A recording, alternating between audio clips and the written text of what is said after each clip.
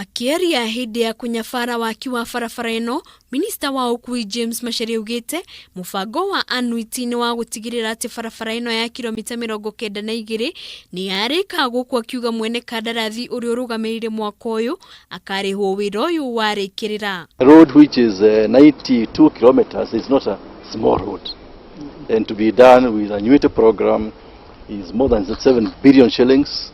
It is something which we are very happy to report to Kenyans. And then this road goes all the way to a place called Imaroro. From Imaroro we have another contract under what we call the low volume CO program.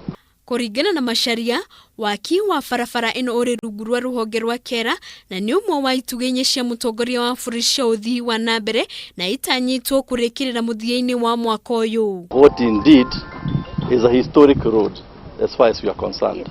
Historic and very unique, because this is the only road in the entire country which was ever done using the annuity program.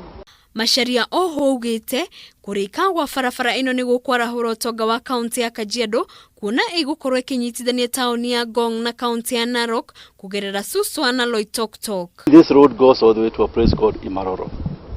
From Imaroro we have another contract under what we call the low volume CO program, where we have done that road from Imaroro all the way to Mashuru, Isara, all the way to Isara. So you can see we are opening up the entire region, and eventually in fact we want to even open it up with some other roads we are doing towards Taveta or Loitoktok. Governor wa kaunti ya Kajiado Joseph Ololenku ni oritie muingi kuoya mweke wa gwakwo gwa barabara ino niguo kwigacirithia kiwonjoria. This project belongs to the people of Kenya. This project is a work of our president. This project is the taxes for Kenyans, and we want to say that this is a well-spent tax.